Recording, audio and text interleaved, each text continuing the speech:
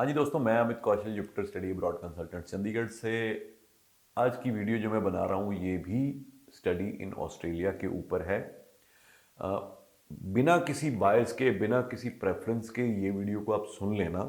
उसके बाद क्या आपका डिसीजन है, क्या आप करना चाहते हो, वो आप बाद में अपना डिसाइड कर सकते हो, डिस्कस कर सकते हो। मैं आज आपको दो ऐसे ऑप्शंस बताने लगा हूँ लेवल 1 गवर्नमेंट यूनिवर्सिटीज़ के, जो कि पढ़ती तो रीजनल एरिया में है, बट जो वो रीजनल एरिया है वो बहुत ही हाई फाई और मॉडर्नाइज्ड और अर्बन एरिया है एक्चुअल में। तो एक तो मैं बात करूंगा यूनिवर्सिटी ऑफ कैनबरा की। कैनबरा आप जानते हैं कि ऑस्ट्रेलिया की कैपिटल है, और कैनबरा को ऑस्ट्रेलियन कैपिटल टेरिटरी में माना जाता है। वहाँ पे भी एक्सटेंडेड वर्क परमिट, और वहाँ पे भी वो ऑस्ट्रेलियन गवर्नमेंट चाहती है कि स्टूडेंट आएँ, वहाँ पे आके पढ़ाई करें, क्योंकि they do not want those 3 city to be, because वहाँ पे ऑलरेडी जो स्टूडेंट पॉपुलेशन है वो सैचुरेशन पॉइंट पे पहुँच गई है। वो 3 सिटी कौन से हैं? वो है मेलबर्न, वो है सिडनी, वो है ब्रिस्बेन। तो हर एक पॉइंट ऑफ व्यू से अगर हम देखें, अगर हम इन 3 सिटीज़ के अलावा प्रपोजिशन देखते हैं, तो हम as a student and a family win win situation में। कैसे? नंबर 1, कॉस्ट ऑफ एजुकेशन कम होगी। नंबर 2, कॉस्ट ऑफ लिविंग कम होगी। नंबर 3, वीज़ा चांसेस ज़्यादा होंगे। नंबर 4, आपका रीजनल एरिया की वजह से आपको पोस्ट स्टडी वर्क परमिट की स्टे ज़्यादा मिलेगी। और अगर आप लॉन्ग स्टे के लिए भी सोचते हैं तो उसमें भी आपको रीजनल एरिया से पढ़ने का बेनिफिट मिलता है। तो ये 5 पॉइंट्स हैं। अब मैं आपको सिंपल एक चीज़ बताता हूँ। एक बच्चा सिंपल ग्रेजुएशन करने जा रहा है +2 के बाद यहाँ से, अगर वो सिडनी में पढ़ता है, अगर वो ब्रिस्बेन में पढ़ता है, अगर वो मेलबर्न में पढ़ता है, तो 3 साल की पढ़ाई के बाद उसको 2 साल का पोस्ट स्टडी वर्क परमिट मिलता है। अब मेरे पास हर रोज़ लोग आते हैं, जी हमारे रिलेटिव सिडनी में है, सिडनी में करा दो, हमारे रिलेटिव मेलबर्न में है, मेलबर्न में करा दो। ऑब्वियसली, क्योंकि सबसे पहले जो लोग गए थे इन्हीं सिटीज़ में गए थे।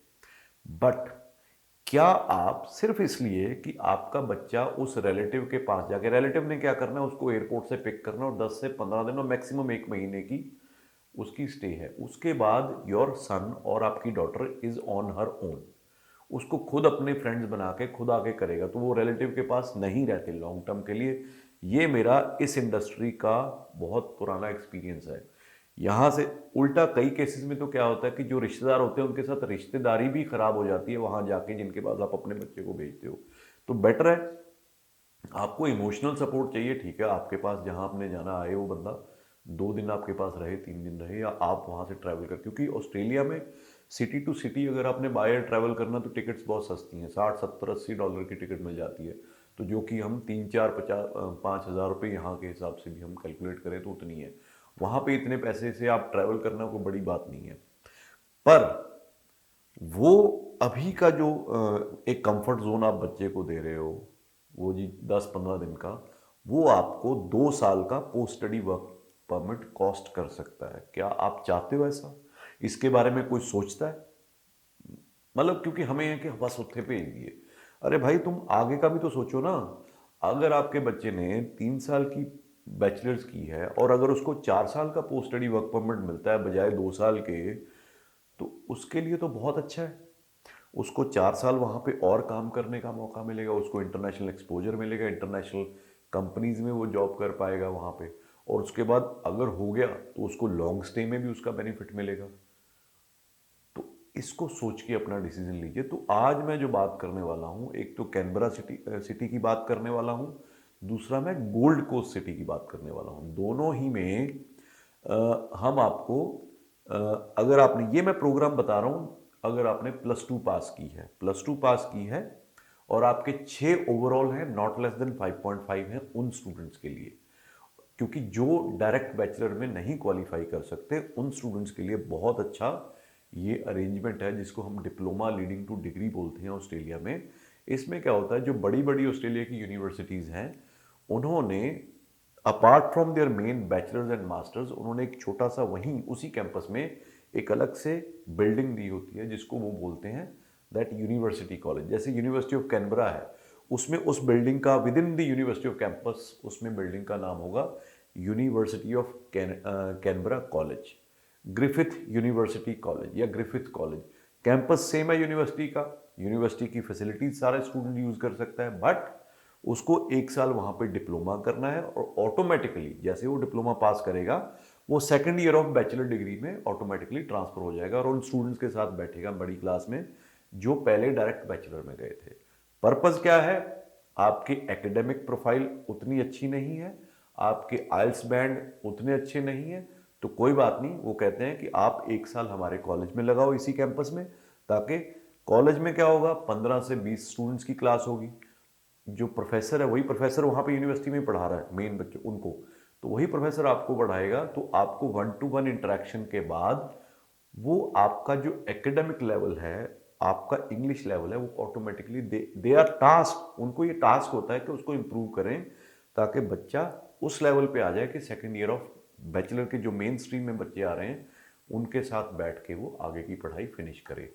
और एंड में क्या होगा, जो आपको डिग्री मिलेगी उस पर कहीं नहीं लिखा होगा कि आपने पहले साल डिप्लोमा किया है, वो डिग्री मिलेगी bachelors of technology from so and so university, bachelors of business from so and so university. There will not be any mention of that this student has done diploma then he went to university.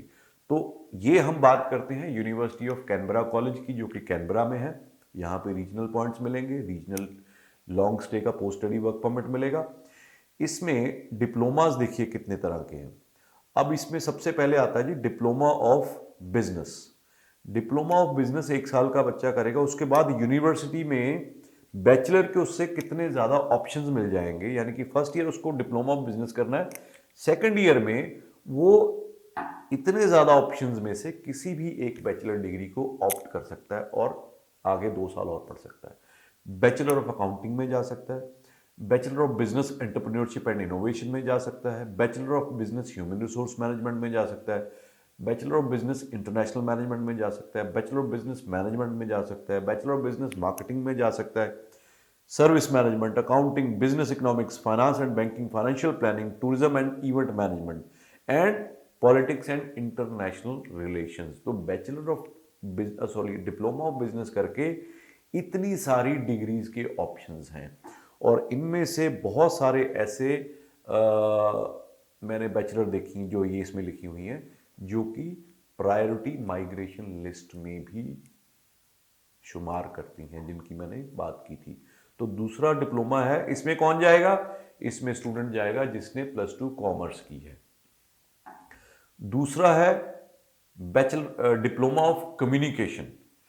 इसमें bachelor of arts global study में जा सकते हो, bachelor of arts creative writing में जा सकते हो, bachelor of arts culture and heritage में जा सकते हो, bachelor of arts digital media में जा सकते हो, bachelor of arts film production में जा सकते हो, bachelor of communication and media corporate and public communication में जा सकते हो, bachelor of communication and media journalism में जा सकते हो, bachelor of communication and media marketing communication में जा सकते हो, bachelor of communication and media sports media में जा सकते हो।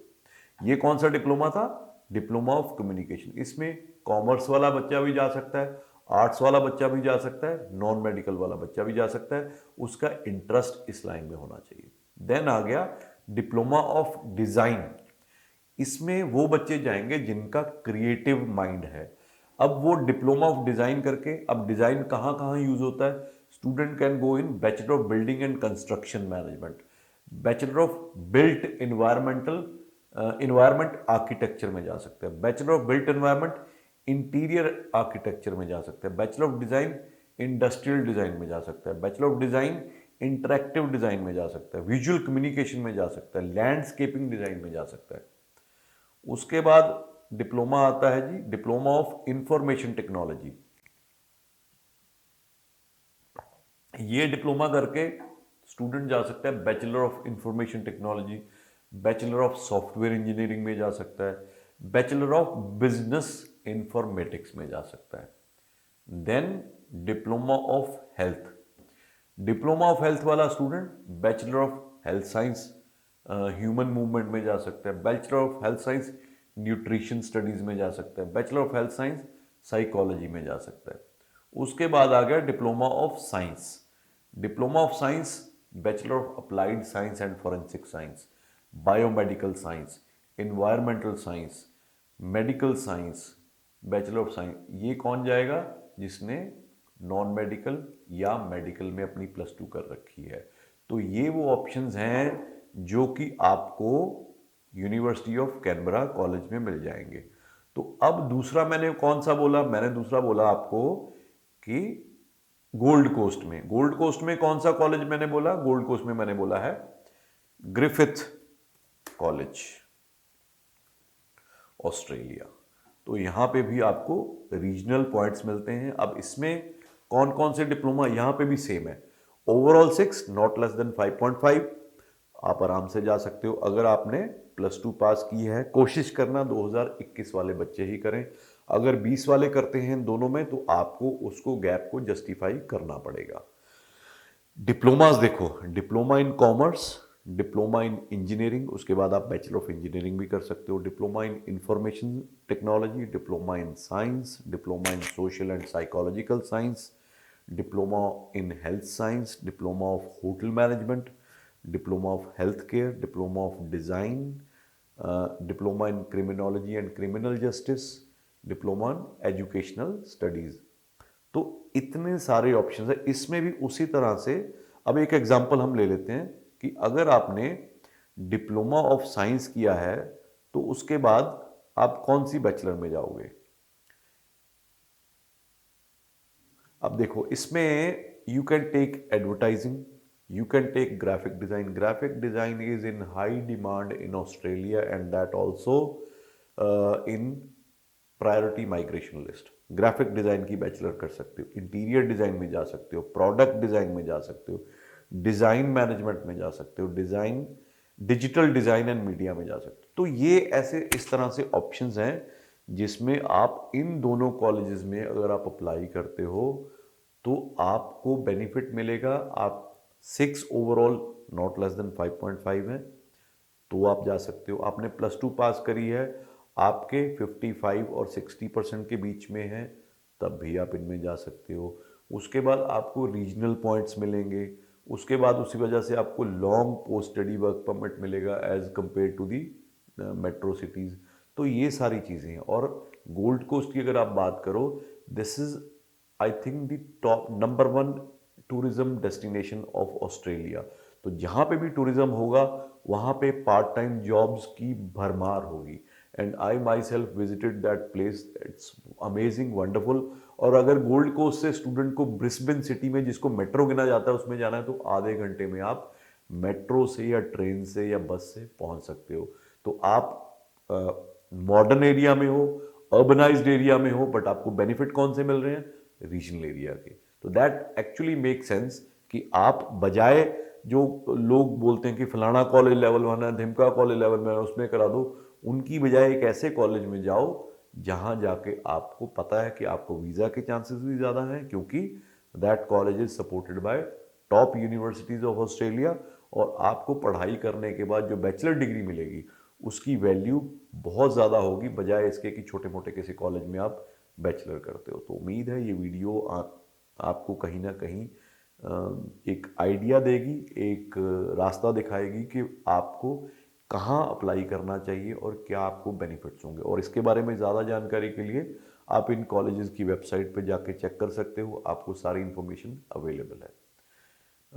तो इसके साथ ही हम वीडियो को क्लोज करते हैं जी। बहुत बहुत धन्यवाद। Thank you so much.